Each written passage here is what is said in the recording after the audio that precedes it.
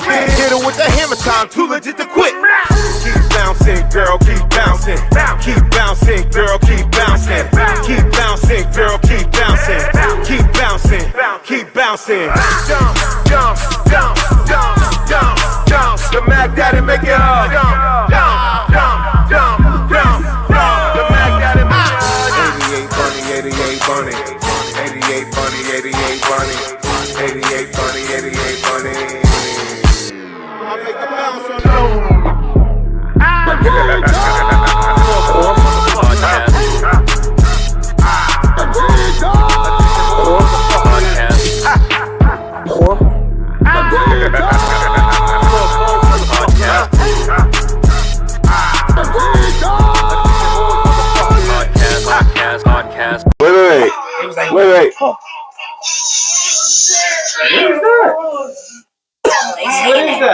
Yo, where are they getting this stuff from?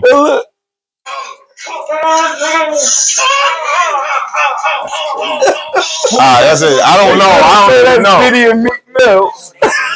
Yo. Stop it. And we are live. Oh my God. Don't worry, I cut everything out. Oh my God. That's crazy. Oh wow. Like to have that. Well, how do you know that's Diddy and it could be anybody? It could be anybody, but Wow. I This don't ain't put gonna on past. Nobody. I don't think of nobody. This is tricky. He would be on a low for okay. Everybody's good? We good. Comfortable? good. Need anything? Yeah. See, this is the diva over here. It's always a diva. This is where I start talking about this diva ass nigga right here. That's when we start. Yeah. We're good? You good? As soon as we lighten, as soon as it starts. I say, you ready? We going to the moon. All right, we going to the moon then. As he lights it up. This is Attention Whores Podcast. Well, let me bring that back. This is the unstoppable, unthinkable, almighty AWP Attention Whores Podcast, episode 495. Justice for Kenneth Chamberlain Sr. Amen. You heard? Mm-hmm. Been a long way. And on this episode, you know what I mean? I normally go all over the place, get crazy with it, have fun, drink, smoke. But even though we might do our little bit of things right now, this is very important. This is a situation that just came to my knowledge. I did not know of this actual situation. And it's been some years now. It's been like 12, 13 years now. 12 years. Mm-hmm. And my guest here is Kenneth Chamberlain Jr., correct? Correct. And he is the son of Kenneth Chamberlain Sr. And my friend Pease over here, that you see his shoulder, shout out to Pease in his hand, his thing. He's going to be thing for the day. He told me like, yo, my man, he's an activist. I said, activist? He said, yeah, I grew up with him. He had a situation where his father got caught up by some cops in White Plains. Well, he didn't tell me White Plains at first. I thought it was Brooklyn. Nah, I really did. I thought y'all guys was in Brooklyn because he was in Brooklyn. But yeah, shout out to White Plains. I used to be in White Plains. My cousins lived in White Plains and Yonkers at one point. So I'm kind of familiar with some of the area, you know. Only Westchester, I know. Yeah, you don't go My nowhere. cousin lives in Westchester. She don't go nowhere. She don't go nowhere. Who else? By JD's old house. Scarsdale? Yeah, Scarsdale. It's in Scarsdale. You know, it's one of them deals, right? You know the shit. It's one of them deals. You know what I mean? And the situation basically is a very sad situation where his father had a life alert. Correct. A life alert pendant or whatever. I tell my mom to get a life alert. Now I'm second guessing that whole situation. But he had a life alert pendant that went off. And he went back to sleep. The people called to check. He didn't answer. He was asleep, and they sent the cops. I guess that's the routine, right? Mm-hmm. And let him tell a story. Well, okay. I'm trying to just butter it up, but go ahead. Thank you. What's your name? Shall I mix it up with the other girl? We want the facts. We want the facts, not just what you think. You want his story. So I mean, you pretty much nailed it on the head. I'm trying to butter it. Yeah. November 19, 2011. Mm-hmm. my father inadvertently triggered his life aid pendant that he wore around his neck. Mm-hmm. Now, for those who don't know what that is, everybody's seen that commercial, I've fallen and I can't get up. Right. So, that's how they identified with that pendant. Mm. It wasn't the Life Alert company. This company was called Life Aid. Okay. So, when they tried to reach my father and they didn't get a response, they contacted White Plains PD, who are first responders, obviously, told them it's a possible medical emergency, not a crime. Yes. But a possible medical emergency. So they sent officers. The officers arrive at the housing projects out there where my father lived. They bang on the door. My father comes to the door and he says, I'm okay. Yeah. I didn't call you. I'm fine. You would have thought that would have been enough. Yes. But it wasn't. So they kept telling my father to open the door. My father's like, open the door for what? There's no need to open the door. Now, they're saying, we just want to see you. So the door was cracked, so you could see him.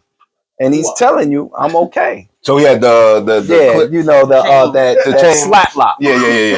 Had the and he had a lock steel on. metal door, correct? Yeah. Okay. Yeah. So he had the slap lock on.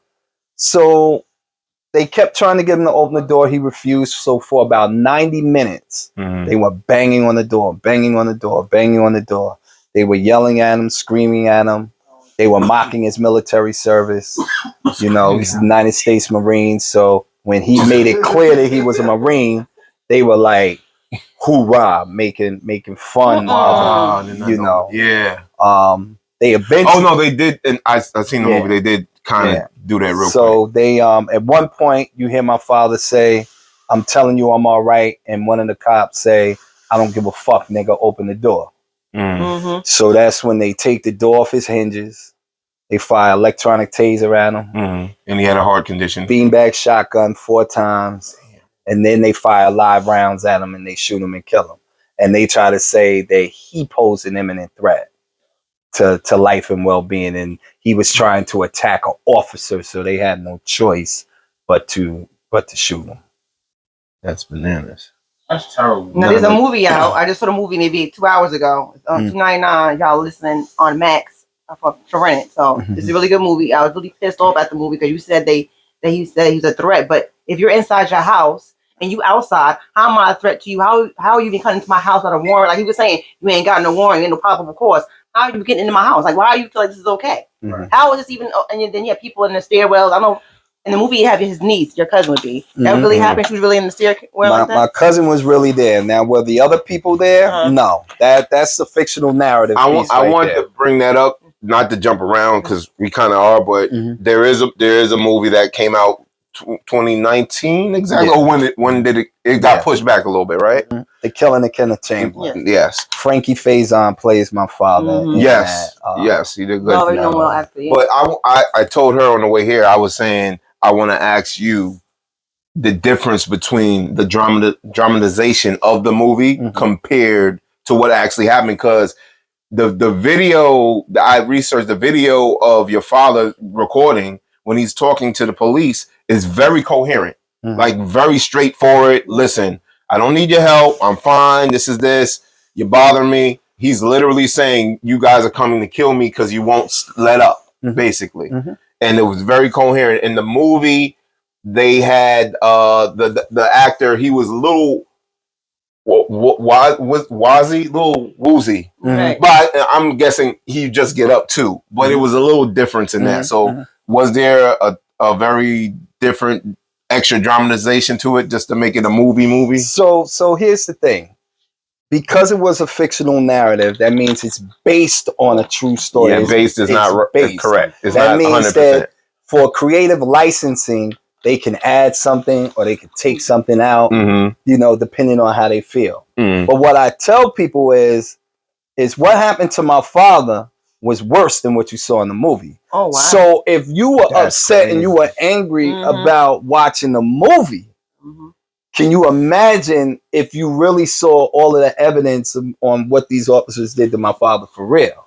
They don't have in there how when they shot him and then dragged his body over the door, and they don't have that. They don't talk about how they said he was an imminent threat, but you shot him in the back with one of the beanbag rounds. They don't have any of that inside there. Yeah. You see, my cousin was there, and at one point she tried to intervene. To go into And the... they said to her, you hear the officer say to my father, you got family? And you can hear her in the background go, yes, he does. But they never let her. Yeah, they tried to dismiss her. Yeah, they just totally dismissed her. They never. That was true. Now, you see Officer Rossi in the film. Yeah. This cop that's trying to be nice. stop and saying that that he'll was never open the door. There was no Officer Rossi. Oh, okay. I'm I had a feeling about that. I was wondering what he's name. No, Is he really a cop like that? No. They had to put they had to put one person that tried but couldn't really do it. And also there was another black or brown skinned person that was a cop. Was he? So you see in the video, in the movie, you want like a brown skin cop. Where you see the cop say, I don't give a fuck, you fucking nigga, and you see the black cop go off. Yeah. That didn't happen when my father was called a nigga. The black cop that was there said absolutely nothing. What?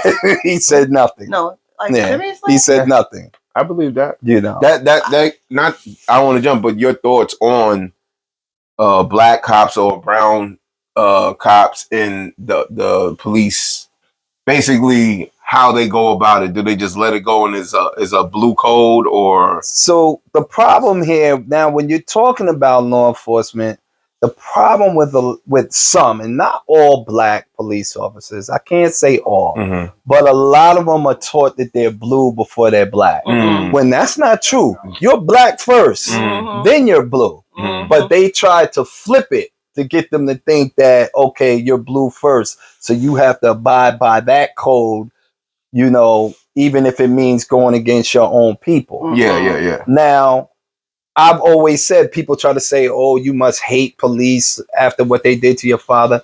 I said, I can't say I hate police because I have friends who are law enforcement officers. So that would mean I hate them. Yeah. And that's not the case. I say I hate the system that they've been permitted to operate and hide behind. That's what I hate. No, go ahead. So when you look at it, or when you're looking at these police officers, I can't sit here and say, I have a hatred in my heart for all officers. Now, there's some activists that I work with and I'm around, and that's how they feel. And I don't try to change their mind. I don't try to say, oh, you shouldn't feel that way. You have the right to feel the way you want to feel. Now, I know that if there's some type of crisis going on in my house or at my home or with the next door neighbor or whatever, I'm not calling the police. You don't want to be in there. No, I'm not calling them. And that could cause a situation too. Because sometimes they forget your job is to diffuse a situation, not create one. Right. That's your job. But a lot of them, they just want to, they'll abuse their authority. That's the best way to put it. So since this happened, you became an activist? Were you an activist prior to this? What was your life prior to this incident? What was I hate to say incident, but you know what I mean? Should I not ask that? Should I not ask that? Is that why? Nah. Okay, don't worry, we're good. I would just simply say this. I love it. I was doing what I do. Okay. I had a 9-to-5 job and everything, I was working, and, I'm on the straight and narrow, but, and always gave back and always wanted to help out when I could, but I wasn't on the front line, or when you thought about police reform, I wasn't the face you were going to see in Westchester County as that person. Are you that now? I am that now. Okay. Because I co-founded an organization called the Westchester Coalition for Police Reform. So when people think of police reform in Westchester County, I'm one of the first faces and one of the first people that they think about, and that's just the push for transparency. That's the push for oversight. It's those things, but the biggest issue is accountability. People say, oh, I was yelling justice for Kenneth Chamberlain Sr. But after a period of time, I stopped yelling justice because I was like, justice is supposed to be immediate. It's supposed to be swift. It's supposed to happen as soon as the infraction takes place. Yes. That didn't happen. So I started saying accountability. Yeah, I've heard you say they say that pretty much a settlement has came in the last few months or something like that. Yes. And the interview that I seen you speaking with the interviewer, he was pretty much trying to see is everything better now, which is the stupidest shit to say. Yeah. Once you lose a loved one, it doesn't fucking matter. I lost my father. You know what I mean? It wasn't from some situation like that, but just in general, nothing could replace that situation. So, you know what I mean? And the first thing you was saying was, I want the accountability, that no one has been held accountable for this action. And there has been no arrest at all, right? No, now, you go ahead, girl, because she got the names and numbers. I was so put this back. Because the Life Alert lady, Life 8 lady, she's on the phone. She's a witness. Denise, her cousin, is in the hallway, a little bit of a witness. I feel like there's enough people to say that they should be charges. And I said the DA Janet DeFiore, she's now the New York chief judge. She said there was no reasonable cause and no everything was properly done. But I don't understand how it's any properly done if you had a life lady on the phone trying to tell the police, leave the man alone, we don't need you no more, we cancel the call, and you're invading his house, there's no warrant. How is that okay? How is that no possible cause? I mean, how is that an okay situation that there's everything was done correctly? How is that even possible? You know, none of the movie is fake, but the Life 8 lady was on with your father the whole time, correct? Correct. So therefore, she's witnessing. She can hear all this going on, and it was okay. But this is all okay. I don't understand that system. How is the DA just saying, "Oh, we're not going to press charges"? It's fine. You know, I just say, welcome to the justice system. Right. That's the system. Because they all play a part. That's the system on a whole. And I've said this time and time again. I said, families like mine that are impacted by police violence, we all hear the same thing.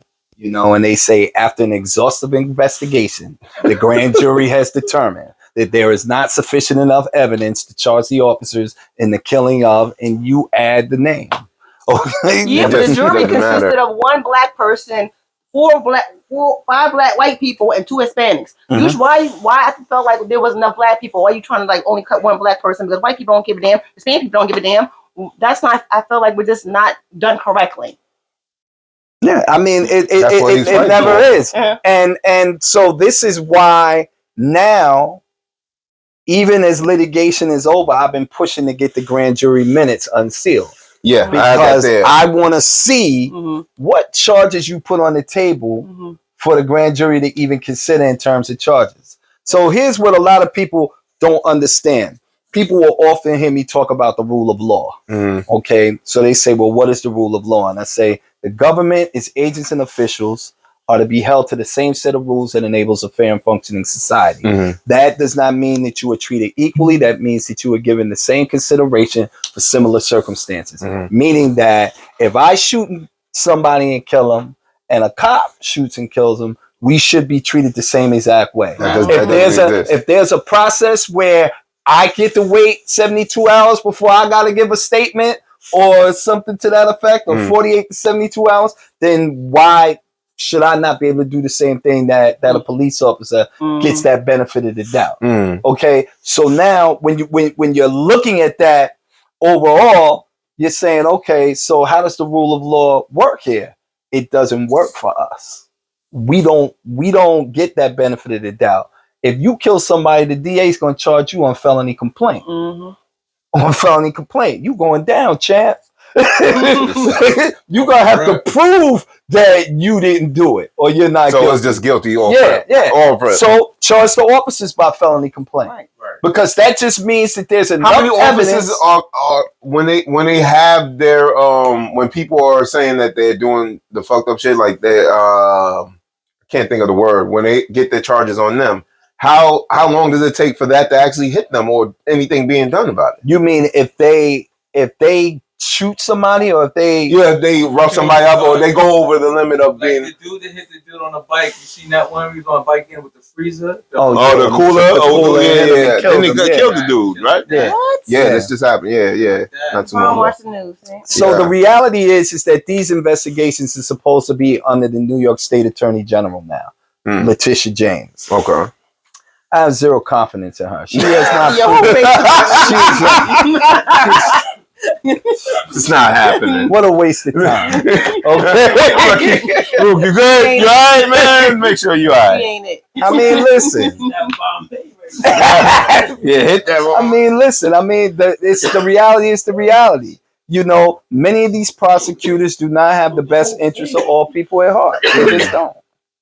Then I heard one of the officers, Stephen Hart, he still had his job until 2013, until he got, fatally killed in a fatal car crash. Mhm. I don't believe in karma, but I kind of think that was karma. But anyway, but the other cop, Anthony, with the Corelli. yeah, does he still have a job? No, they forced him to retire. Okay. So he was forced retirement, but no officers have been charged, and that's the whole problem. Right. And obviously, even the recording at the end of the movie, that's the real recording at the end of the movie, right? At the movie, you yeah. can hear him say "F," I don't curse, "F nigga." Yeah. Like that was. Boom. But I was saying, and like, the whole other stuff is he kept saying like 60 times, and you can hear him saying, "I'm fine, y'all can leave, I'm fine." Yeah, he what kept- part yeah. of that is that saying come to my house? And because he might have a dead body in the house. Like, why do y'all assuming this? Like, where y'all getting this from to even do? It's very mind-boggling. This happened, and now they get to walk away free like nothing. They all good. Can I ask you about the reputation of the police that was involved? Like you just mentioned some. Were there a reputation of them going around that area causing incidents? So when my father was killed, the unit that these officers were part of a unit called a neighborhood conditions unit.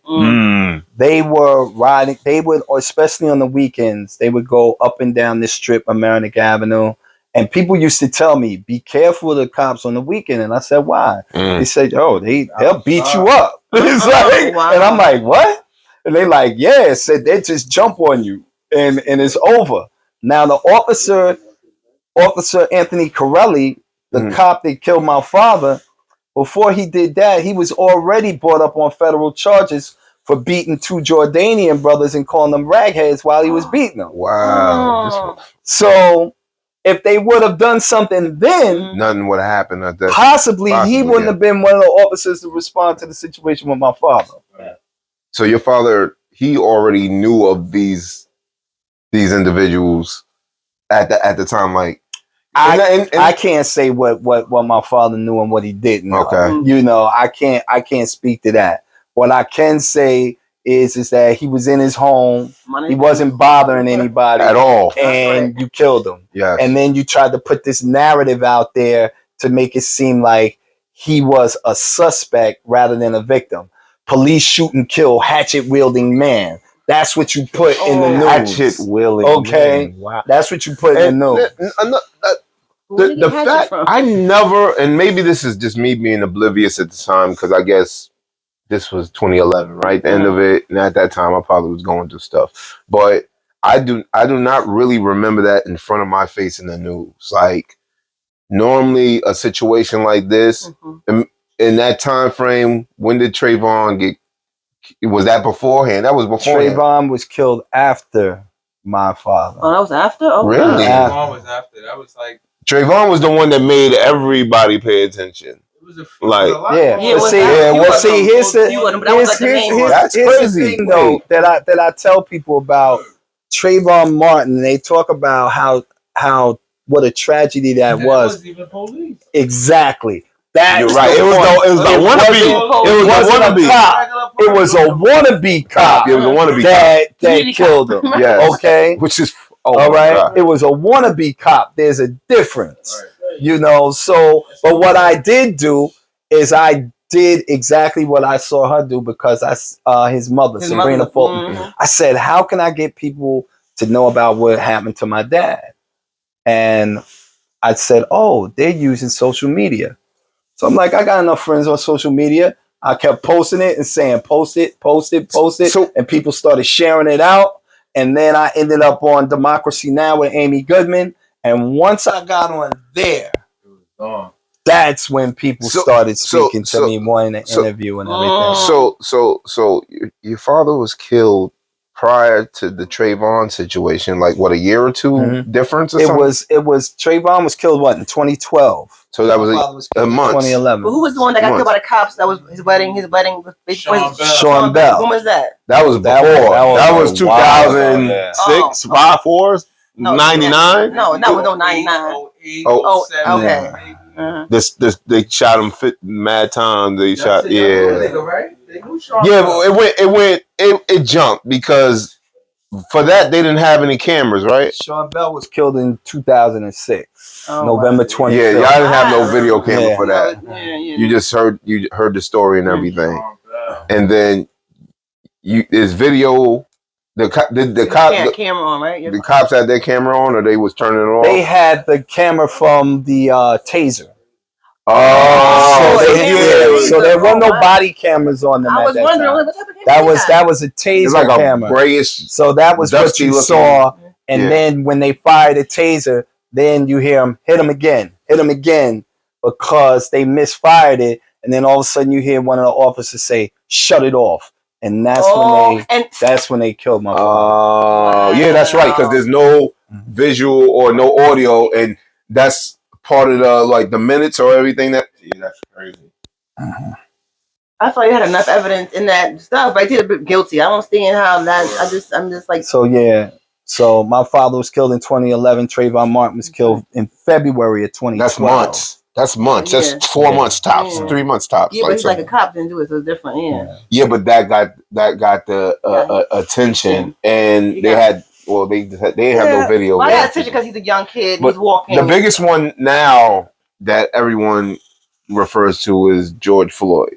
Yeah, and that was in 2020. Yeah, that's the biggest one that everybody refers to now. Not even the kid, the young kid that they killed. That was like not Trayvon. Was it? Tamir Rice. Right, Tamir Rice with the gun. He had a toy gun. He had the toy gun. They rolled around the park and just. Oh, they had the pickup truck. Yeah, you seen the shit she was on the news. Damn, this is crazy. What is badge betrayal?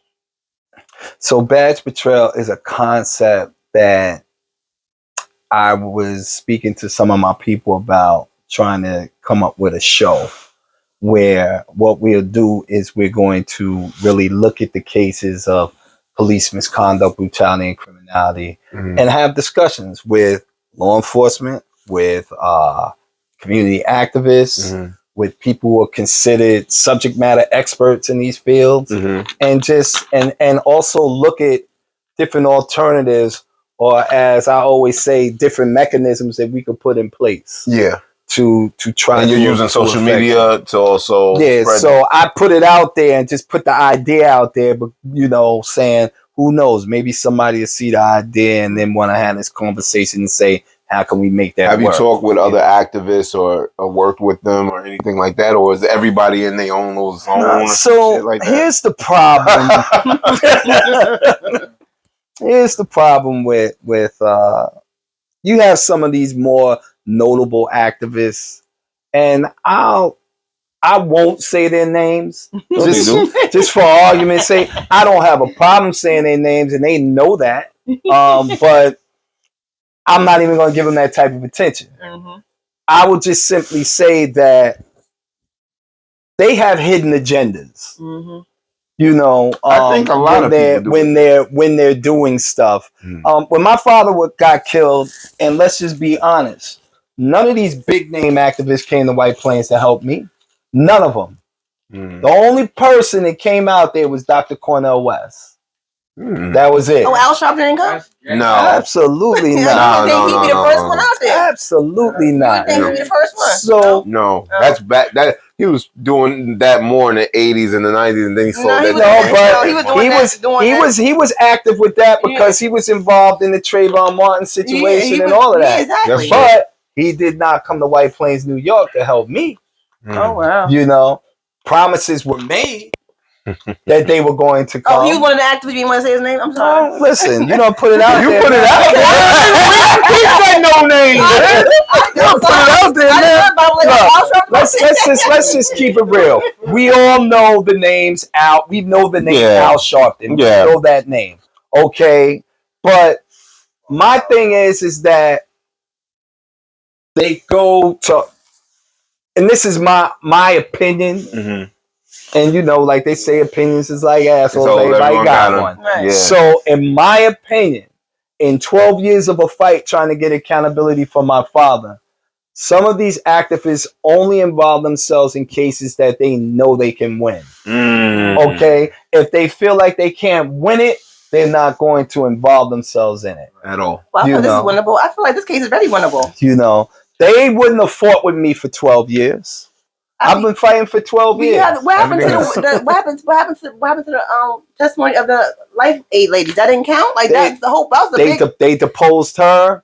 You even had officers who gave pretty good testimony in depositions that showed that these officers didn't do what they were supposed to do. Mm-hmm. But again, it goes to what was presented to the grand jury. What did the DA present? Because see, you got to remember. This can be all the evidence right here for the case that can cause these officers to get convicted. But the DA is saying, well, we're not going to put that in. We're not going to put that in. We're going to put this and this and this. They do the same thing. Wait. Let me tell you. No, they don't. They don't put all that evidence. When you get in a car accident, the cops come and they ask they report, they put in what they want to put in. Trust and believe. You tell them everything. Go there and pay it off. It's completely different. They could put in what they want. It's rules. You want to do that? She wants to be try to be a cop. I stabbed somebody, so they said I was number 4 pick for the 20 and they said I couldn't be the cop because my report was. I knew the lieutenant, and he put that I stabbed somebody with a butter knife. It was really not a butter knife, so he. That's a hard jab right there. So he fixed the report, and so therefore when the Tina police got it, he was like, "This don't look right, so we can't hire you."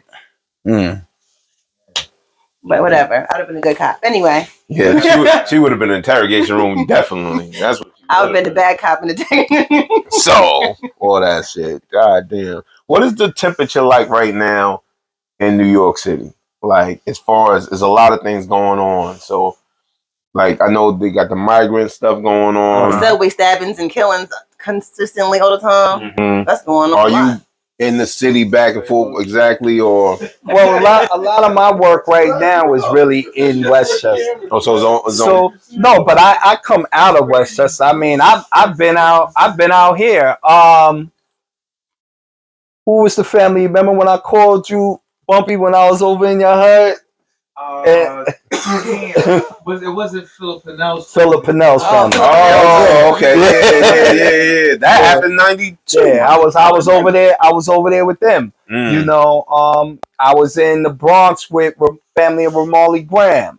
You know, I go pretty much wherever. If a family calls me and says they need me, I go. But see, like I said, the way I look at the situation is different than some of these other activists because my family has been affected by that. So I know what that family is going through. Yeah, you got that same energy. You know exactly. So I know what to tell them. I know how to advise them. You know, because one of the things is that sometimes these activists will swoop in and they're telling you all these different things and you're confused right now. Yeah, you don't really know what's going on. Yeah. And they're trying to tell you, oh, this is what you need to do, or we need to do this, or we're going to support you. And next thing you know, they're there. Then you don't see them.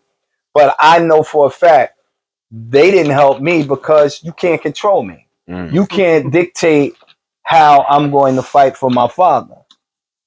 You know, I'm going to do it the way I want to do it. If you want to be a part of it, then you will be a part of it. But you're not going to come in and say, this is what you're going to do. You know, and a lot of times they do that with a lot of families. You know, they'll say, no, this is how you're going to do it. This is what you're going to say. Matter of fact, you're not going to have a whole script for it. They're going to speak for you. You know, and no, you can't do that. What was your relationship with your father? Like, of course, beforehand and everything. And how far did you live from him? Because he called you for real, right? I lived 5 minutes away from my father. And I got a phone call from a friend of mine. I didn't get it from my dad. A friend of mine called me that morning.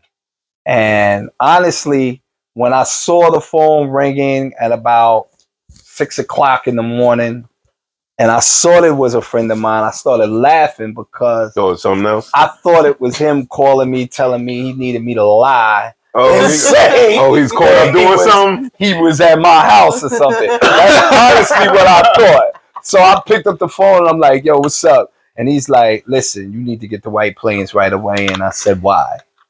He said, police are banging on your father's door. I said, what they banging on my father's door for? He said, I don't know, but you need to get here. And all of a sudden he just yelled out, oh my God. And I said, what? And he said, yo, I think the police just shot your father. But how did he know? Because he lived in the building. Oh, he lived in the same building. Oh, Yeah. wow. So they really dramatized it with you talking with him in that movie. Yeah. That's crazy. So, you know, and then I got out there. When I got out there, they had the tape up, obviously, and everything. And I walked over to one of the cops that was there, and I said, did you guys just shoot somebody here? The cop goes, what? What did you say? I said, let me be more direct. Did y'all just kill my father? Mm-hmm. So he looked at me and said, you got ID? I gave him my ID.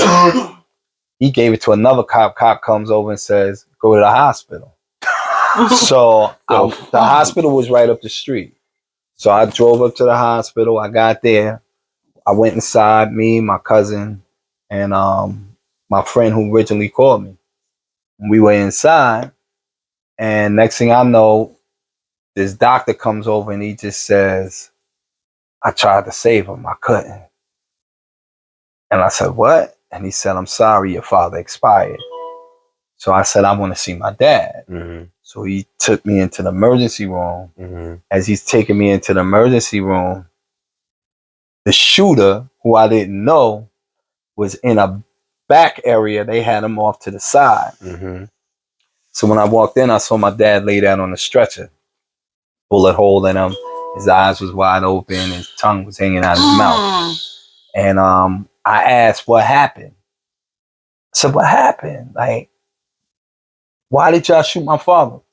And this cop looks at me and says, we ain't got to tell you shit. That was him? Nah, it was a different one. A different cop. It was his boy, obviously. So what? So I was like, oh, okay. So he and I started having words. Mm-hmm. And then next thing I know, I'm standing outside and like 15 police is surrounding me now. Wait. You go outside? I walked outside. Oh, and they just got all of them. And they radioed in and called and we got it. Yeah, and now they got 15 cops surrounding me in like this semicircle. I'm maybe gonna shoot me now. Like ready to jump on me. You gonna shoot me now too? But outside of the hospital. Outside of the hospital. And I mean, I'm not gonna lie about it. I mean, I had a friend of mine with me, but I just gave him my ID, my keys, my wallet, all of that stuff, and I just said, yo, hold this. And he said, why? I said, whatever you see happen, don't get involved. And he was like, why? I said, because they gonna kill me. Just like that. And he said, what? And I said, they gonna kill me. He said, why you say that? I said, because they just killed my father. So it's gonna be a problem right now. Mm-hmm. I said, you're gonna have to tell this story because I'm not gonna be here to tell the story. Hey, I see you get right from your pop. You know what it is. You go right up to the front door with it. So he, and he was like, nah, if you fight, I'm gonna fight. And I said, you can't. I said, you can't. But my cousin was there too, and she just was begging me like not to do it, and then it kind of de-escalated when an officer came that I know, a lieutenant who got there. When he got there, all of that tough talk that these other officers was doing got quiet. It kind of got quiet. Things kind of settled down because he was like, back up, So, they not going to say nothing to him. Nah, this is a white cop. Oh, okay. Yeah. So. But he's that. Yeah. Yeah. Was he one of the cops saying that they were on some bullshit with how they was moving? Nah, because he wasn't called to testify or anything like that. He was saying to me, listen, I got it. I'm investigating it. I'm gonna do a proper investigation.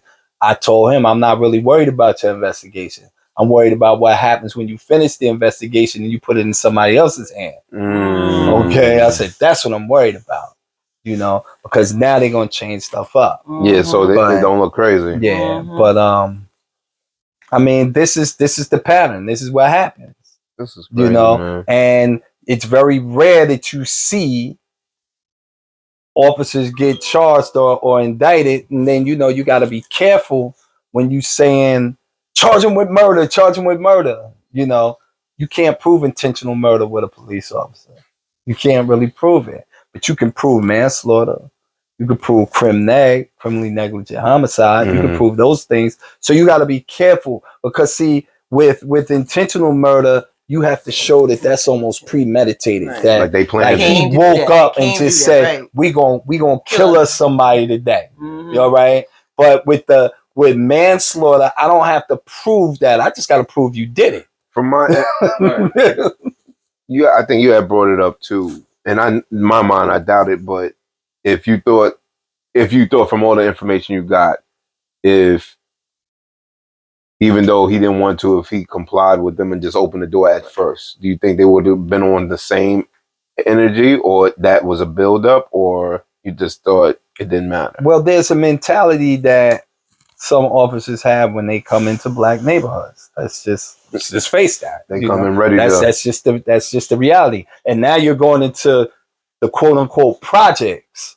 So now you really have this mindset of you're going to do whatever you want to do when you come inside there. Yeah. So, and some people say, why wouldn't your father just open the door? He did open the door. Okay, he you're right. cracked the door and said, "I'm okay." Right. So, and their whole thing, and from the movies, ideally, from the movies move, it was basically they thought it was something else going on in there. Like he had a dead body. Well, that was the fake line. Right. You know what I'm saying? No, they did. They actually said that for real. What? That they thought he had somebody in the house hostage. What? They said that. What? Yeah, they actually said that. That was true. So where's the warrant to go in the house and do that? They ain't going to get a warrant. Don't you need a warrant to go in somebody's house? They went there for a medical thing. There's a woman in the house or somebody in the house. You need a warrant to go into the man's house, though. So we know that I'm making it up.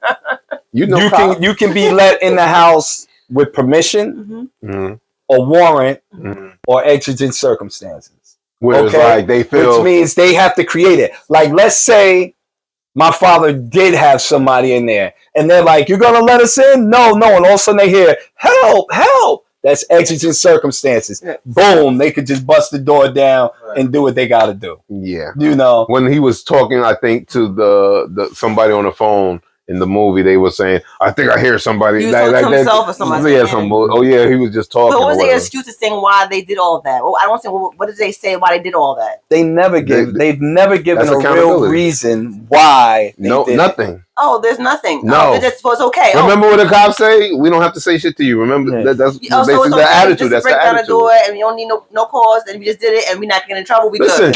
When I moved out here, where was he out here? Yeah, and when I was moved out here, it was a year I was here. And we was probably the first black family on this block. It was hardly any black families in this area. Now they are. I was doing delivery work for auto parts. So my manager at the time, he was cool. He would let me go home, eat my lunch, and then if like he need a warehouse, clock me in, go to the warehouse, bring it back. So I'm going to lunch, cutting through the neighborhood. 3 cop cars, 2 o'clock in the afternoon, around 2 noon, whatever. June day, bright. So it's sunny. I have a white t-shirt on, blue hat, regular tri-state area colors. I'm driving by. I have a Lexus at the time. I'm driving by. He laughed. He's driving by is a long explanation. Driving by 3 cop cars. The last cop car I looked at, because you're going to look, the lights and everything is on. This motherfucker looked at me like he saw Elvis made a U-turn. Wow. Followed me down another block, pulled over, had the sirens on, get out the car with the blowhorn. So this is back when you had the flip phones. I had the Motorola, the big silver Motorola joint. I put that down because I knew that looked crazy. Got out the car. Swear to God, got out the car. They had me on the ground. I'm like, yo, what's the deal? What I do? What's the whole reasoning for this? They only had a description. The description was a white T-shirt, blue hat. That's it. That's all they had. They had me on the ground, damn near in cuffs, before the lady called back in, telling them it's some random white boy. The captain came, and somebody came out of this house that we were right in front of. I found out two boys ran into somebody's house, robbed their house. Obviously, it was a cop's house because they all knew each other. The precinct's right there. All the cops live in the neighborhood. So that was my welcome to the neighborhood nigga. It was a white person you were looking for, but you had on a white shirt. And I was a black man driving a car. They were in hot pursuit after these boys that left or whoever left. They were white though, the kids. I became a black nigga in a Lexus that drove back, and they seen me. He seen me in a white neighborhood and said he must have did it. Yeah, that's a nigga. That was the first time and only time, hopefully, I ever get a gun pulled on me. I never had a gun pulled on me. And anything, he could have shot me. It could have been over just like that. And if he fucked up, he fucked up. You know what he did? Came to my house for an apology. I didn't even want to see this motherfucker. Like, what for? You know what I mean? Just because you scared. And it's like, why are... The funny thing is, cops always say, I fear for my life. Nigga, you picked a job where you supposed to fear for your life. Like, your job is to be in danger every day when you put that goddamn suit on. I don't care. A firefighter doesn't complain and say, I feared for my life from a fucking fire. Right. Well, that's just the line that they use in order to victimize get away with what they're getting away with. Because how can you prove that he didn't fear for his life? You can't prove it. Right. You can't prove that he didn't fear for his life. And then the reality is that this is something that's been going all the way. That dates all the way back to the slave masters when they would kill their slaves and they would say, well, why did you kill them? They would say they feared for their life. Right. They were about to get together and overthrow everything. For their life, so they had to kill them. You know? So that goes all that far back. You know, when you start looking at the slave catchers and the slave codes and all of that, that's what policing comes out of. That's the DNA of policing. Overseer, officer. Yeah. Officer. Oh my God. So, what's up, bros? What's up, bro? You good? Rolling, man. All right. Should I not? How y'all know each other? Who are you? That's the big bro. You gotta feel the temperature to know what the accent is. I was gonna say relationship with peace, but we've been down there and know that. Who was this though? This is real. Real. Yeah. That's Ruger. Big beloved. He's perfect. This is what I need him for. Oh my God. So what's going on now exactly? Like, is there anything moving now, or is this a stagnant situation? I know you're trying to get the bad betrayal going on. So right now, what we're doing is we're waiting to see the decision of a shooting that happened in New Rochelle with a young man by the name of Jarrell Garris. He was killed, I believe, in July of last year. And we're waiting on the New York State attorney to come back with her findings as to whether or not she's going to charge this officer for killing him. You know, so we're just waiting on that. And again, like I said, I honestly have zero confidence in Tish James, but I think that there's enough evidence here that she should come back with a true bill and charge this officer. Because, I mean, if she doesn't... So if she charges this officer, does that get eyes turned back into what's going on with your father exactly? No. Is it done? Or is it still... My father's case is litigation is over. Done. Okay. The only thing that I'm pushing for right now is to get the grand jury minutes unsealed because I still want to know what did you tell the grand jury to look at in terms of charges. How do you go about doing that now? You have to file a petition, give it to the DA, and the DA has to present it to a judge, and then a judge can, as long as they're supporting it, if the DA says I support this, then they'll do it. Okay. They'll release it. But it's, you know, most people, the problem with these types of fights is most people won't fight. They'll give up. They'll time quit. And money. It's time and money. It's time and money, and you get overwhelmed, and you know, if it don't happen at the time that you would like it to happen, and you just don't know who you can trust and turn to in situations like this, because you never know what the person's motive is, and a lot of them have ulterior. I'm gonna hear a whole nother conversation off that, Mike. I I know. Who's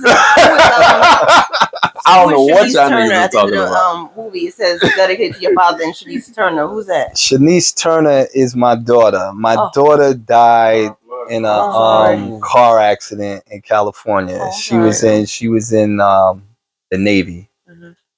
So she passed away. So when the people made the movie, they dedicated it to my father and to my daughter. So your family's basically been in the armed forces and things of that nature. Yeah.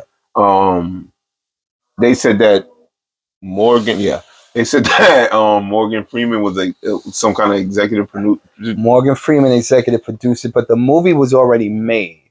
Okay. What happened was they were looking for somebody to pick it up. So the people who made the movie, Revelations Entertainment, what they did was they started sending it out to big name people. Okay. And Morgan Freeman's people saw it and said, wow, do they have, somebody distributing this?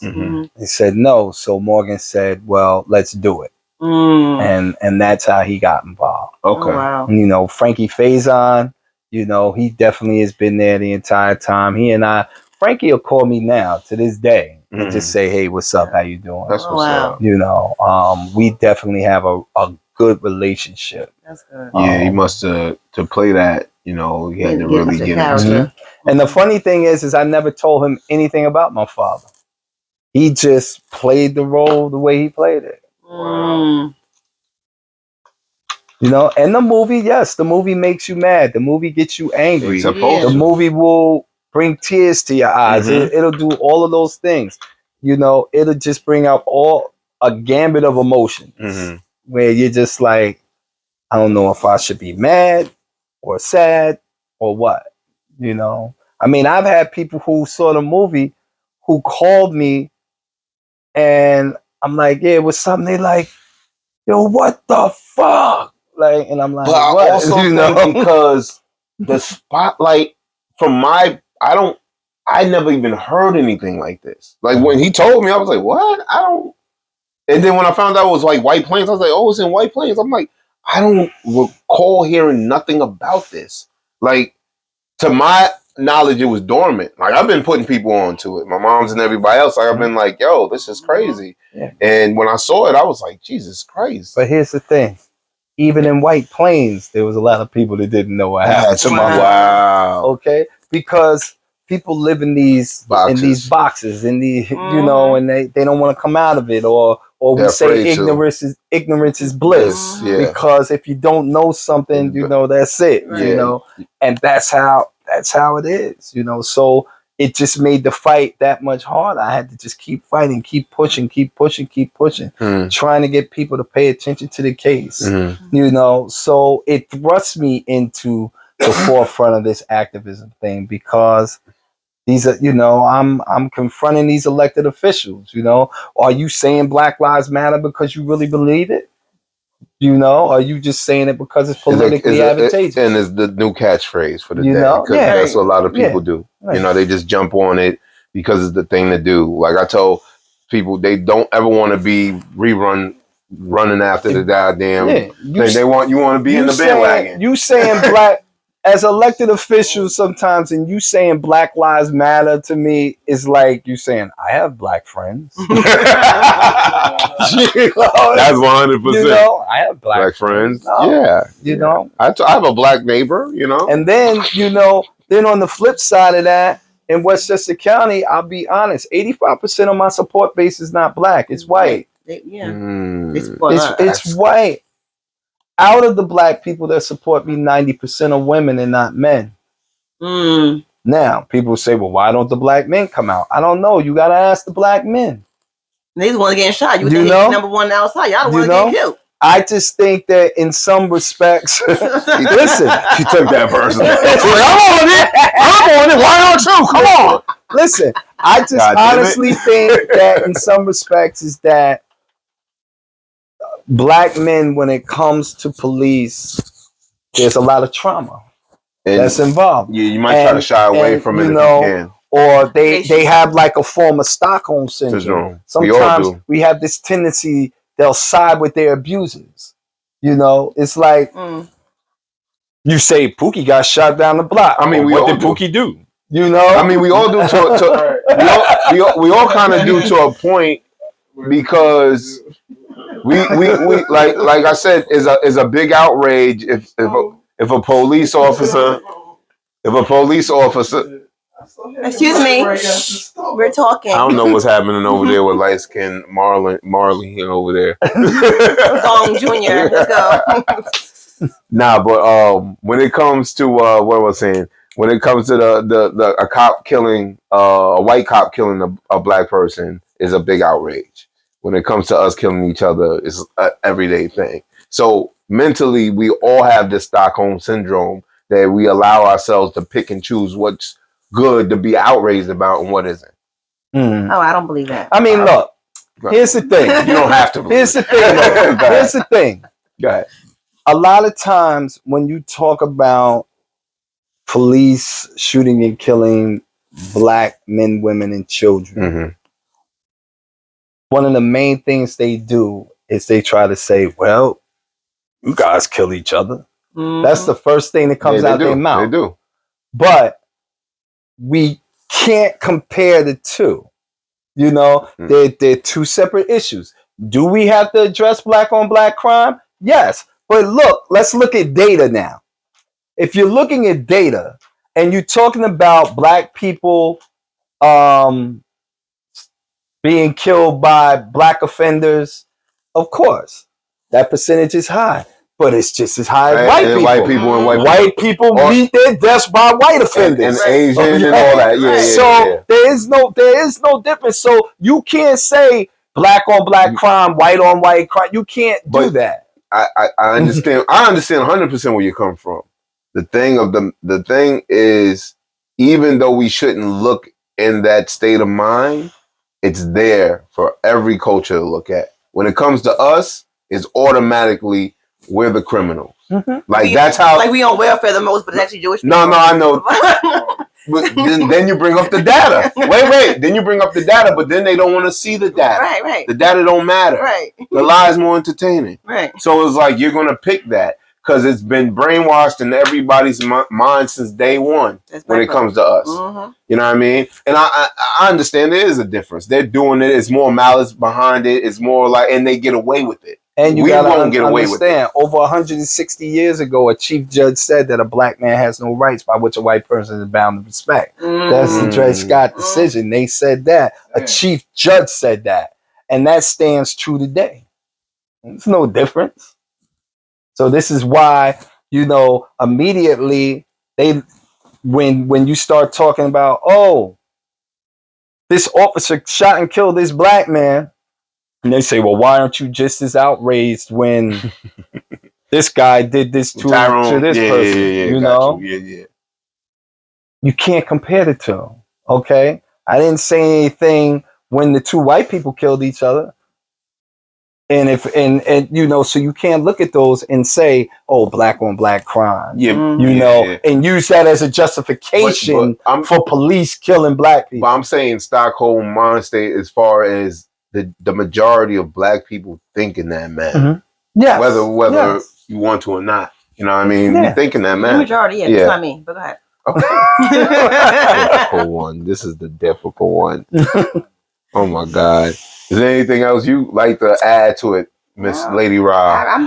Real quick, I didn't even introduce none of you motherfuckers. Like, I went straight into the talk. This is all family. I know it's family, But goddamn it, I got Lady Ra right here, Rapid Fire Ra. You know what I mean?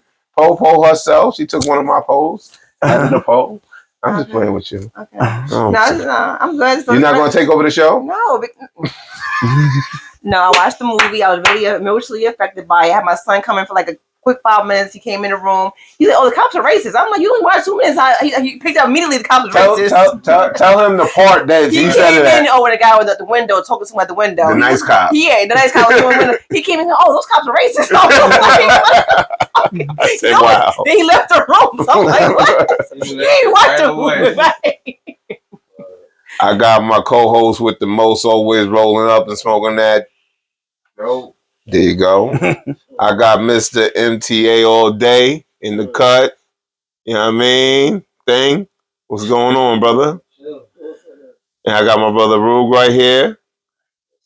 You good? Healthy. I like that's a good healthy too. I need to see what y'all healthy on. I need my greens too, just like Popeye. Anyways, you have anything else, brother? Nah. You like that? You got anything coming up in the future that you're working on besides things being over? Nothing right now. I mean, right now, the biggest thing that's happening that I'm actively participating in right now is Westchester County is about to have a new district attorney. Mm. So I'm participating and co-sponsoring this candidate forum out there where the candidates that are running have an opportunity to be before the people and the people ask questions. Who's the Jewish white black lady? You have Judge Susan Cacase.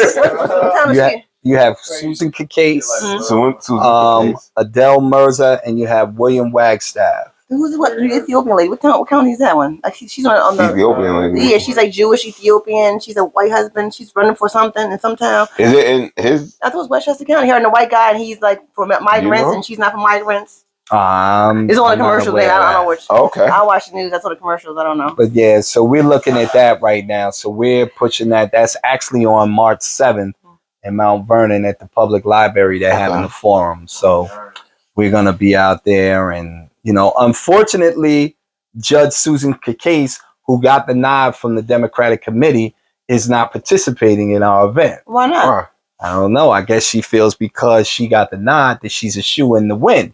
When that's not necessarily the case, because the DA, the current DA, Mimi Rocha, did not get the nod from the Democrats. Her opponent did, and she won. So, to automatically assume or feel like you don't have to participate in this forum, first of all, that's part of the whole democratic process. Let the people ask you questions. Yeah. But we'll see what happens. Maybe she'll show, maybe she won't. So you want people to vote for you, but you don't want to come out and have people support you. Like you can't be doing that. But listen, I'll tell people right now, you better not vote for her. Because this is indicative of how she's going to treat people when she's in office. She's not going to deal with people equally. Not at all. And it's clear. Okay, she don't care now. Okay, because most of these organizations that are sponsoring this event are black organizations, and she's not. I guess she's not acknowledging them. Okay, what's her name again? Judge Susan Cacase. Judging Susan Cacase. I hope you listen. You want them black votes, right? They always want the black votes. You want the black vote? Get outside. She's got the backing of the police unions, so that tells you something right then and there. Yeah, she's gonna make sure they're good. And that's how they move. It's all one big slithery snake together.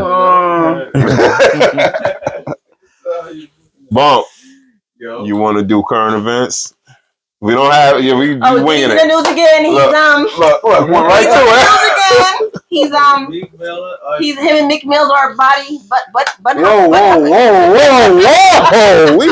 You going right? They are butt humping. Allegedly butt humping. Use that word, please. Like why? I would be like, why is my name in that? If it's like why is your name in that, bro? What are you talking about? Yeah, that whole mix of that situation. Yeah, we have video. There's video. There's audio. That's nasty. Yeah. There's a whole bunch of stuff. There's audio though. That audio could be. Whoa. I hope it's not audio. I don't know. I don't know what people do behind the closed doors. Well, he's fighting for his right to be cool with him. You shouldn't have paid Cassie that $30 million. But he did that too quick. Yeah, you did it too quick. Now everybody's gonna come for their payday, and he's quiet. He's gonna be quiet. Yeah, what's his name? Puff. What's his name? Right. What's that actor? Columbus Short said that Diddy called him one night in the middle of the night. Oh, said, Columbus come Short. over, and he was by himself. Nah, there are. We could go for Diddy for a long time, but there are clips that Diddy asking Justin Bieber when he's young, like, why you don't call me? It's just like, what are you talking to these little kids? There's a whole lot of Diddy stories out there. Diddy Jakes, So you don't know what to believe. Yeah, but I'm going off what they show in the video when he's talking to these men. I mean, look, some of it just look crazy. When she just said the whole TD Jakes thing, that's definitely crazy. All right, I'm talking about, have you ever been swallowed? I'm like, what? You know what? I'm like, what? Those current events. A whole bunch of crazy stuff going on. What else is there? No. It's too much. Cardi B got a new song out. It's on YouTube. It's on Instagram. Yeah. It's a freestyle. It's a freestyle, yeah. Mm-hmm. It's over the is that your bitch or the Missy joint? I think it's over something. Oh, I can't remember. It's the Missy Missy joint. joint. Yeah, back in the day. Huh? Is that your bitch? No, not is that your bitch? The Missy one. I'm a bitch. What's that? When she's all in dark. Yeah. Yeah, that shit go hard. Like, for real, dude.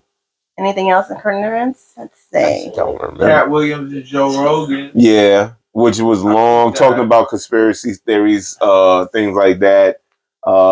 He's really intelligent, though. He knows what he's He sounds talking very about. intelligent. I didn't know He knows what he's He's a talking about. genius. I didn't know he was that smart. He's Yeah. a genius. He doesn't look that smart. Just because. I'm just saying, he don't look that smart. Well, that's what we do when we judging books by covers. Well, sometimes you do, you know. Obviously. Well, then you get another person and say, "Oh, I was." Yeah, I want judges. Obviously. Well, I mean, who am I to judge? Y'all imperfect. I mean, yeah. I mean, don't judge me. I'm local, not global. I'm local, not global. Don't make me talk my head. Don't make me talk my head. You working? The only thing you could say about Cat Williams is I will just say that when he did do that interview on Shannon Sharp. with Shannon Sharp, you really ain't hear too many people say nothing about the stuff that he was saying. True that. So it's like he's been saying that. You know, so Nobody really responded. Oh, Ludacris did. No, Ludacris responded. He made a song or something, a little freestyle. You know, He's been saying similar things on other platforms. What happened was, I think he went on Shannon Sharp's joint because the people that he was talking about had just went on his show. So he's like, I'm gonna get my get back. That's why as soon as it started, he was like, yo, so you had some people here, boom, boom, boom. They stealing jokes. They ain't even really that good. You know what I mean? So, and Cat Williams been doing his thing for like since he came out, like by himself. You know, independently, like and putting comedians on. I just think it's funny that nobody really responds. That tells you a lot. That tells you a lot. That's a good point, right there. He's too intelligent, bro. So like, come on, Cat. Come on, Cat. Let me take a drink now. Come on, Cat. Come on, Cat. Come on. Come on, Cat. Oh, come on now. You Cat. That whiskey right there, Cat. Come on, Cat. There's a big buff motherfucker just there. I mean,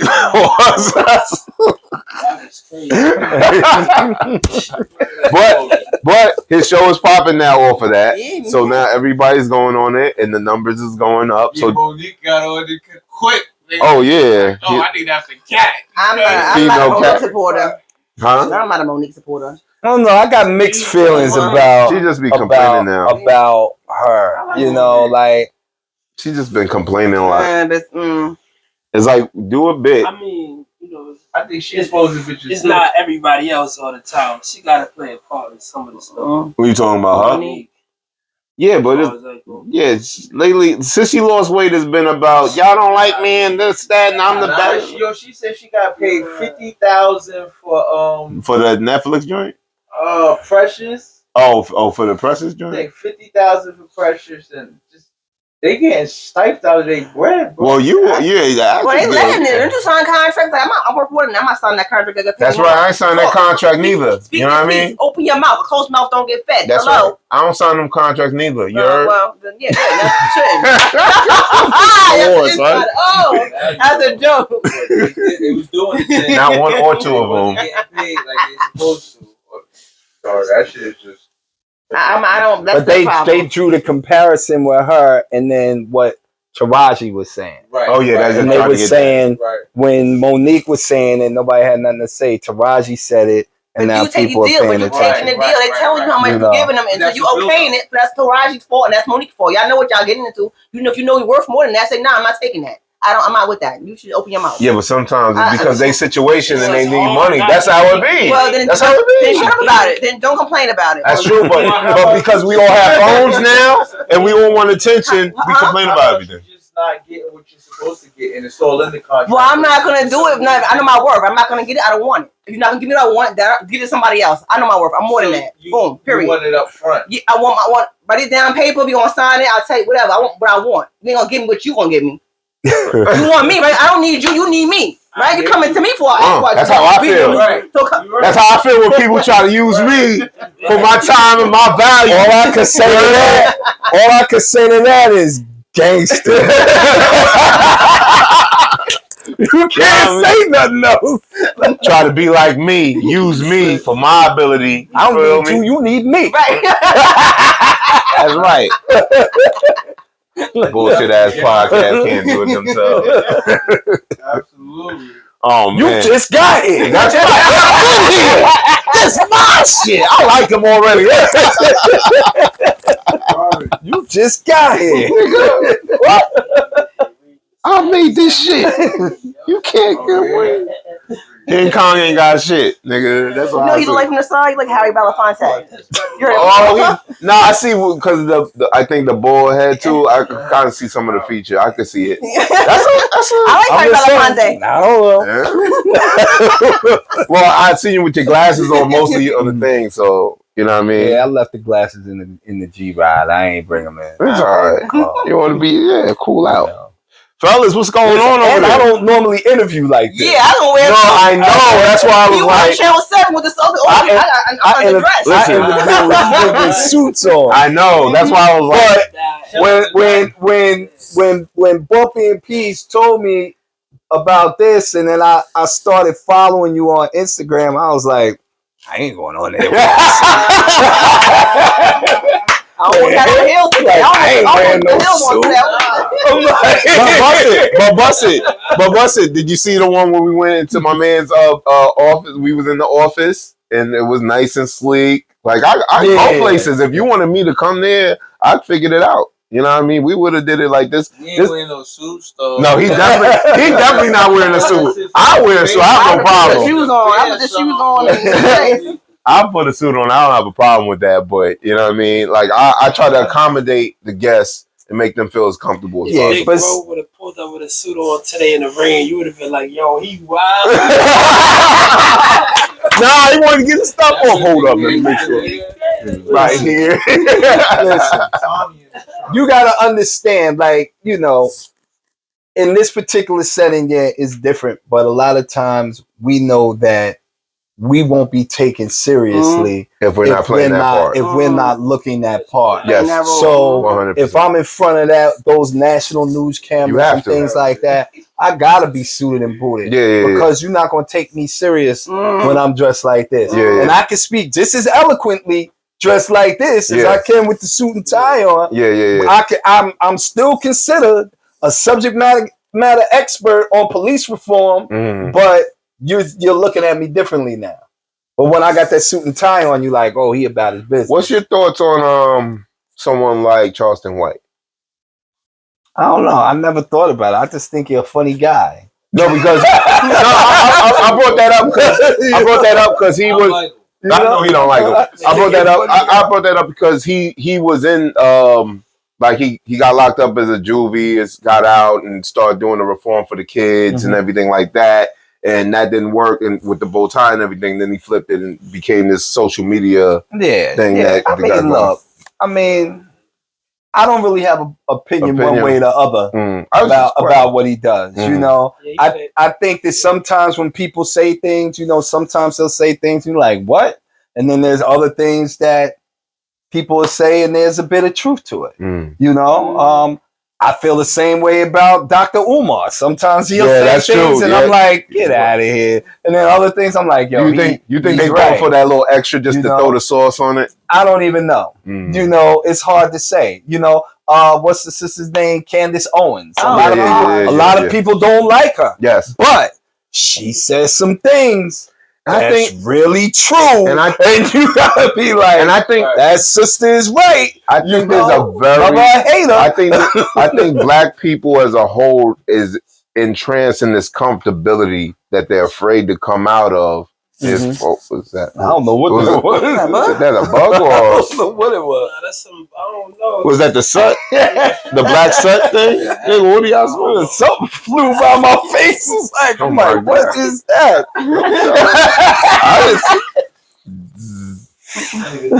I forgot where I was going.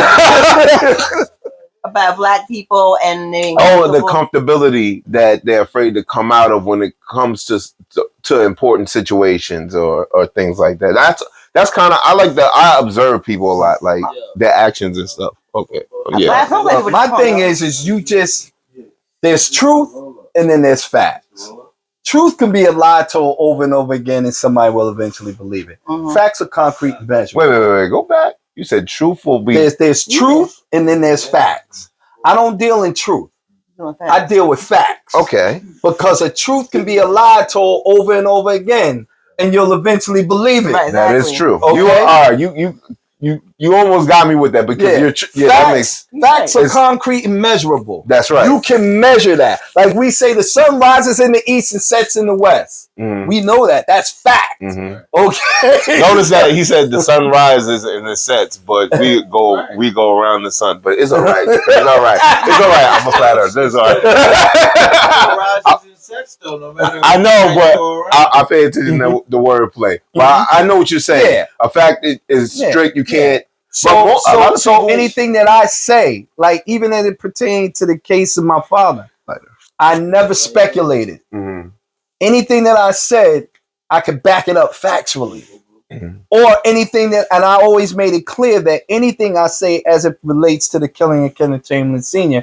is available through freedom of information. Foil it and research it yourself. And you tell me that you won't come back with a fact-based conclusion that these officers committed misconduct or murder. So this is why I always deal with facts. I don't want to hear what your truth is. That's your truth. That's your perspective that they call truth. Yeah. I don't pay attention to that. I got you on that. Let's put the facts out there and let's look at the facts of a case. Let's look at the facts of a situation. Don't tell me what you think or what you feel or maybe but nah, I don't want to hear all of that. That stuff must be real good. It must be good. I ain't gonna really get into it. It must be real good. I'm trying to get all the good stuff out. I'm not trying to smoke around this. I'm trying to be good. All right. He's over there mad quiet. All right. He's Bumpy's chuckling in the middle. He's a Rogue is just over here like this and smiling and just going. Rogue got language. What? All right, I got you, Rube. Oh my God, what was I gonna say? What clip or episode or what you see that was like change your mind about it? About coming here.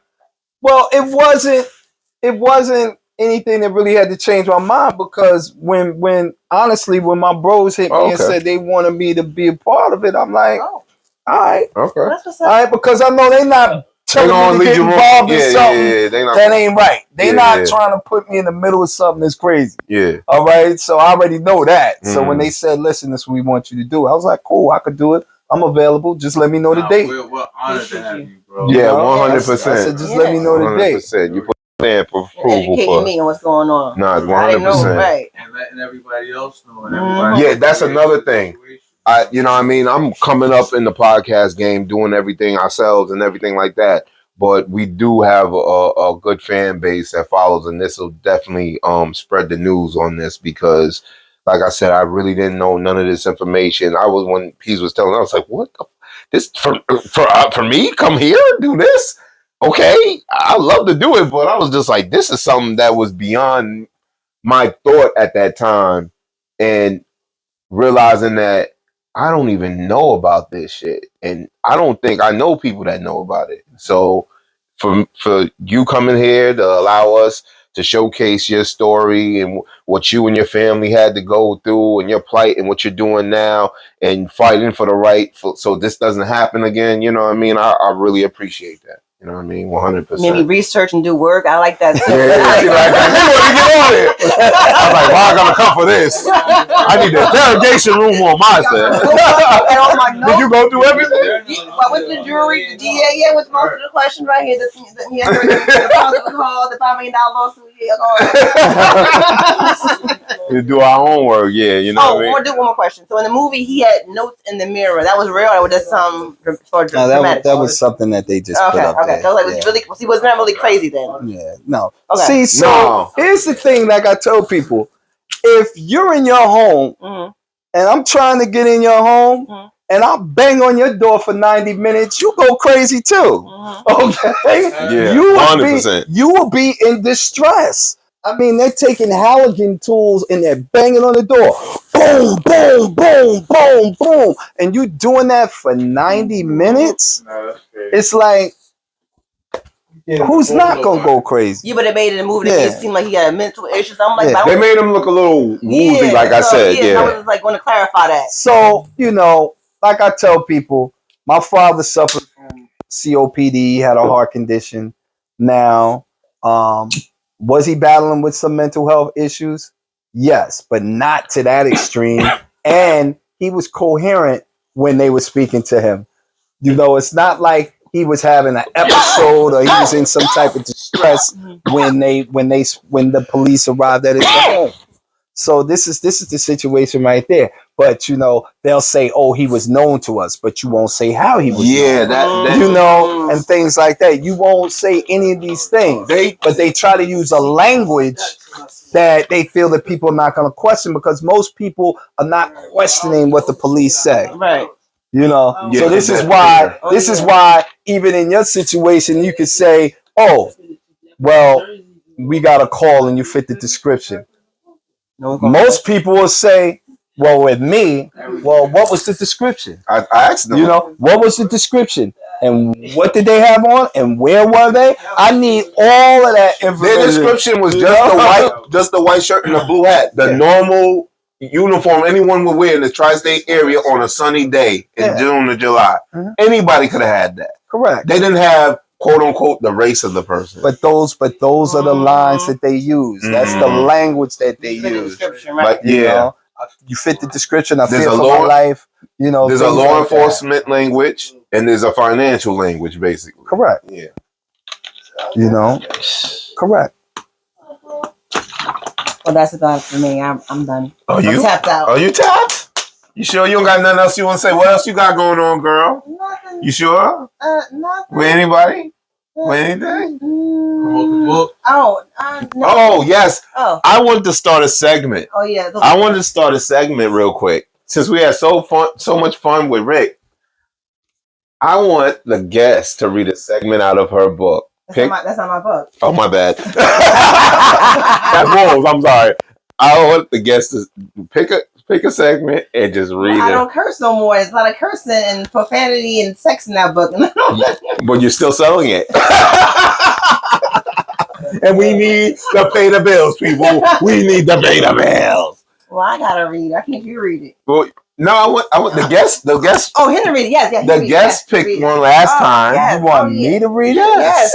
We had on a previous episode. We had a comedian, Ricky. Damn, can't remember those. Shout out, Rick. Ricky Ramsey's, and he picked a very, very entertaining line out of this book, and I said, "This is great." And to promote her book, why don't you just go through it and pick the line? I know it's pick any Like line. a paragraph. Like 2 sentences. Don't let it be so nasty. It might not be. It might be a nice one. He's looking for something. Now he's looking for it. He's trying to find out where it's at. I mean, where do I start? Just anywhere? Like it just doesn't matter. Do you want to guide him to? No, I don't want. I might add something nasty. It doesn't matter. Okay, Yeah. that's good. You right there. Read that No, one. no. This is an excerpt from Beautifully Broken, book by Ralina. Mm-hmm. Her first act. No, this is your second. This is my second. Your book. second book. The first one was the children's book. Let's see here. Okay.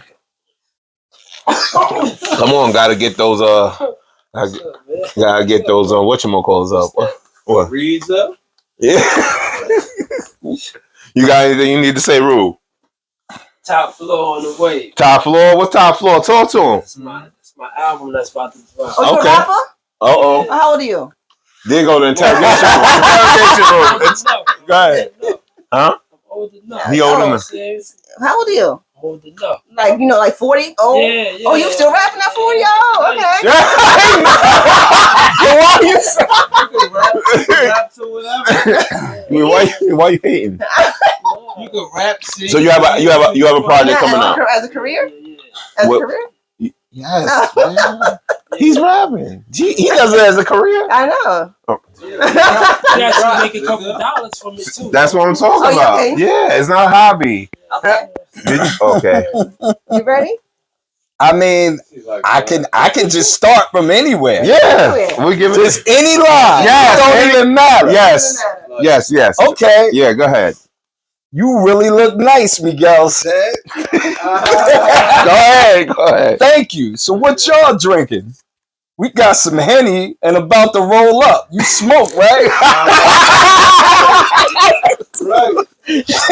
Franklin ass. Occasionally, Danielle answered. So I will take a hit or two, she said, chuckling. You smoking tonight. Let me go to my place. It's getting cold out here and we can relax, Miguel said. Miguel and Franklin got in the car with Danielle. They drove to his family's house on Hamilton Avenue. Damn, you giving out. Between Rosa Parks Boulevard and East 18th. We know exactly where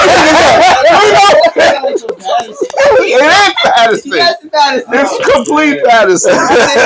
Oh shit. And I'll leave it right there. All right. There you have it. That was an excerpt from Beautifully Broken by I Ralina, know it's so detailed. Dang, I mean, all this. read by Kenneth.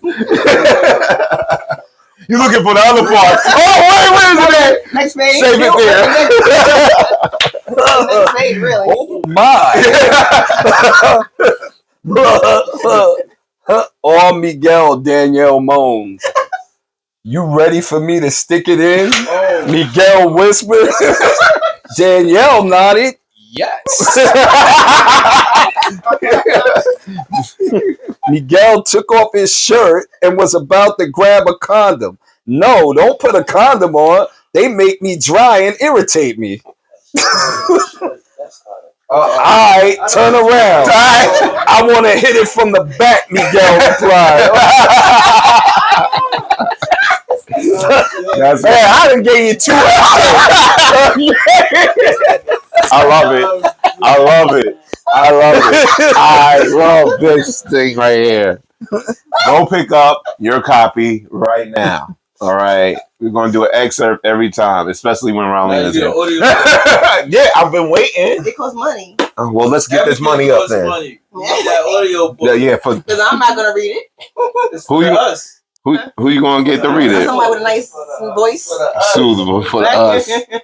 Oh, man. For the audio book. Y'all had a good time, brothers?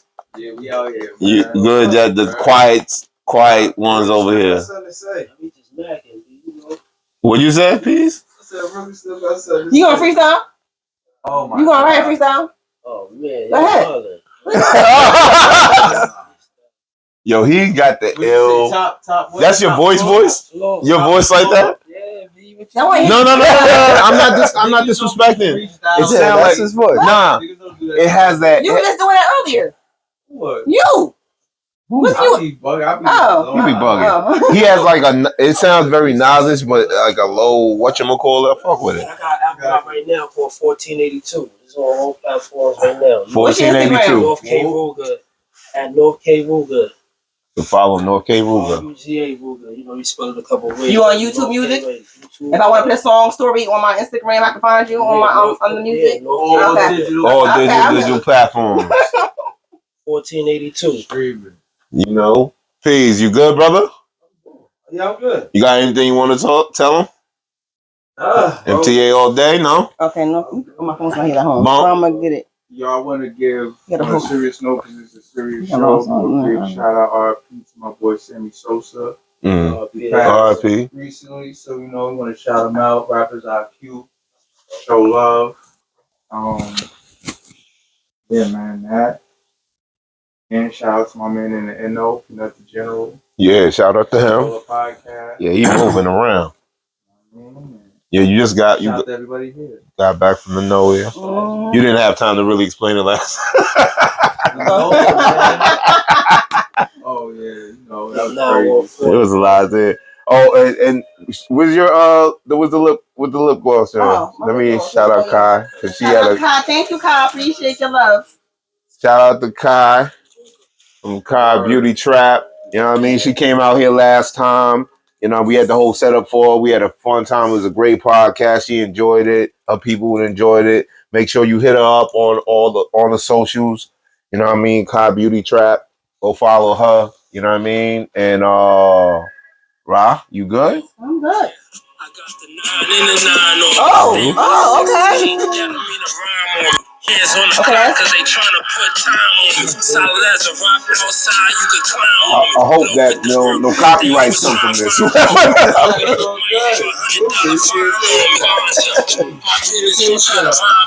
Hit him with the nickel cause he tried to drop dime on me. Somewhere He and Jada can do a song together. That sounds so sexy. The voice is on. Their crimes got away smoother than a body wax. Differences from me and them, I really live this shit. Anytime I tell you a story, I really did this shit. I don't forget, I remember shit. Nigga say rap. Fuck you talking about? I rap. Yeah, I'm 40 and I rap. Nigga, you do this. Niggas do this. Yeah, this shit fire. This is the one that came out early. Just and you have another one coming. By the stove. You got videos on it? Oh, yeah, Yeah. Okay. Okay. Give me brain like they never gonna use it. Pass that now. Now pass that.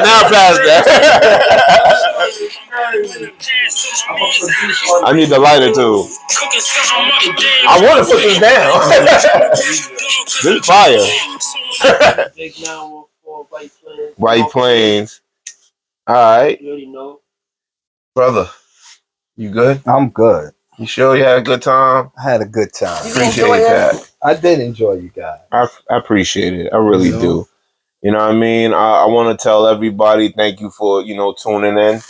And make sure you follow this man right here, Kenneth Chamberlain Jr. Yeah. I don't know if I want people to follow. Okay, so nah. Yeah. Nah, but I'm on Instagram, BHJ_North K. You can find me there, or the official Kenneth Chamberlain Senior page also on Instagram. So I'm definitely there. Do you follow back? What about Facebook? Yes, I do. Because I only follow people that follow me back. Yeah, unlike other people. Well, I look first. Pay for your rules. I don't Pay want for to be your following people. The next thing you know, you ask me about Bitcoin and all that. Oh yeah, that. No, I'm not me. I don't care about anybody personally. But yeah, I definitely follow back. Okay. I definitely But he follow gotta follow y'all back, but as long as he follow me back, he's good. Whoa, you gonna follow back? All right, that's it then. That's it for Attention Whores Podcast, episode 495. Justice for Kenneth Chamberlain Sr. with Kenneth Chamberlain Jr. here, Ruger here, Bumpy, P's on the side. You try to hit me with the Ayo moment. I was trying to be a good brother and light the blood for you. Listen, we're gonna keep that part. Yeah, I ain't mean that, bro. I just seen the light. I was like, all right, you can light it. What the fuck? We done. Party done. Good? All right.